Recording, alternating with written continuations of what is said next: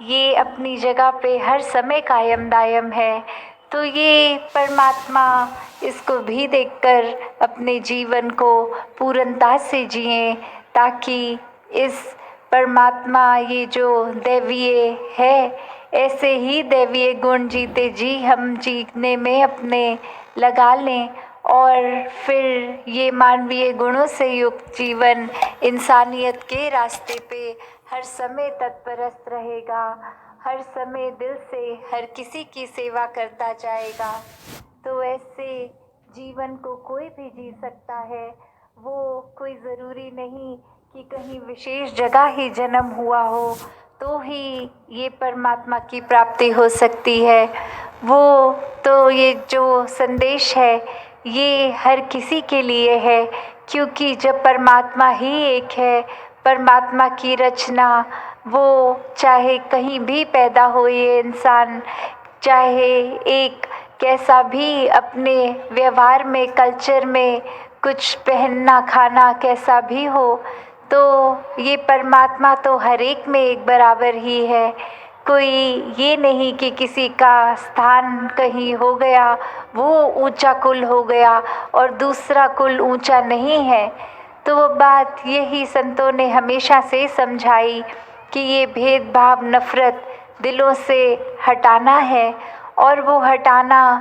इस तरह कि जब ये सच्चाई को, इस परमात्मा को देख लिया, तो ये निराकार के आश्रय फिर जो भी एक ये नज़र देखती है, पहले किसी व्यक्ति को भी देखने से पहले ये परमात्मा ही दिखेगा।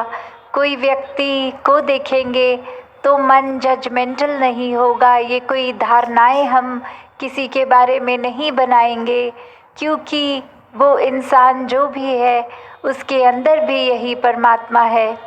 तो फिर बात यही कि हर जगह ही ये परमात्मा है, जहाँ एक सृष्टि के ब्राह्मण के कण कण में है, वहीं हर एक के इस शरीर में भी है। फिर वो शरीर चाहे किसी का भी हो,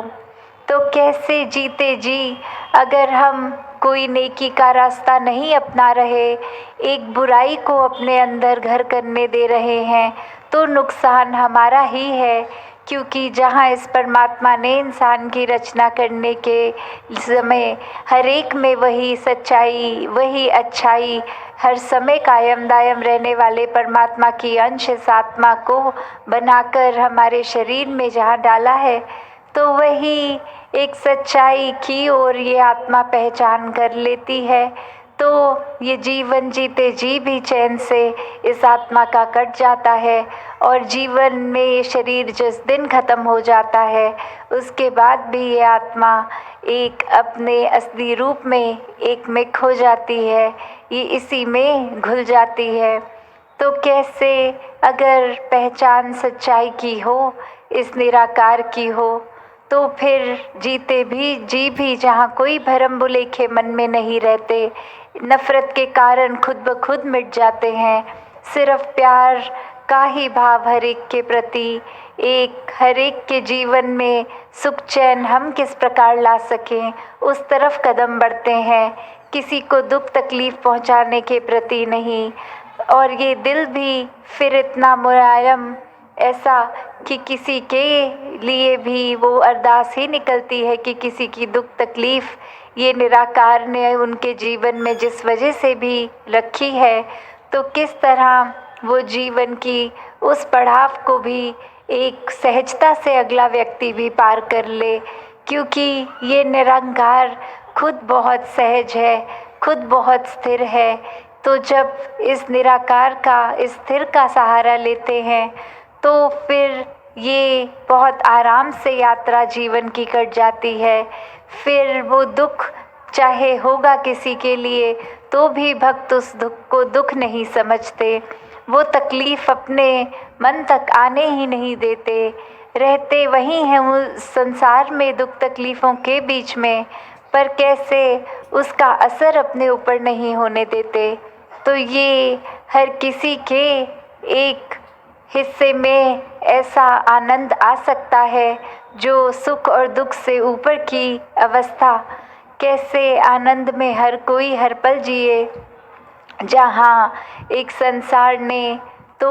मनों में सिर्फ और सिर्फ अलग अलग रंग पकड़ने हैं दुनिया के, कि अभी ये कुछ अच्छा लग रहा है जीवन में, कुछ नया है, उसको ज़रूरी बनाकर इतना इम्पोर्टेंट रख लेते हैं। फिर कुछ समय बाद वो चीज़ भी पुरानी हो जाती है तो उसका अब वो आकर्षण इतना नहीं लगता। तो कैसे दुनिया में तो धन दौलत, घर बार, कुछ भी वस्तु हो, उसने एक ना एक दिन अपनी चमक खो देनी है। तो हमेशा के लिए ये कायम दायम जो इसकी चमक है, ये परमात्मा निराकार, इसके साथ जुड़ते हैं तो ये समझ आ जाता है कि परमात्मा ने जितना भी धन दौलत दिया है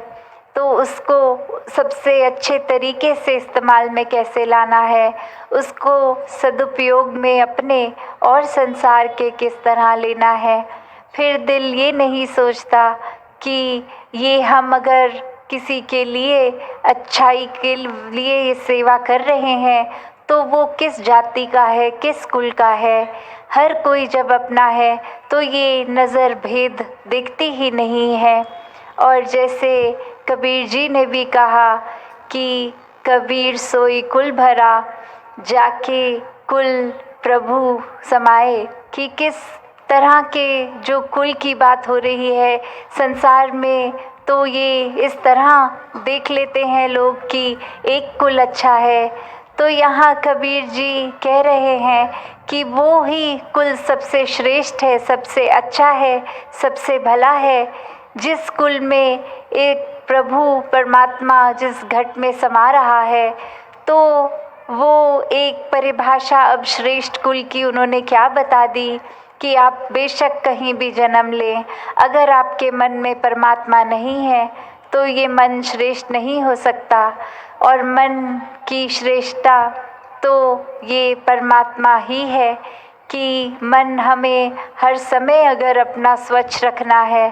तो फिर इस परमात्मा को हर समय के लिए इस मन में बसाना है। कुछ समय के मुताबिक नहीं कि दिन में 1-2 घंटे हम भक्ति करेंगे, बाकी दिन हम इस परमात्मा के बारे में सोचेंगे भी नहीं।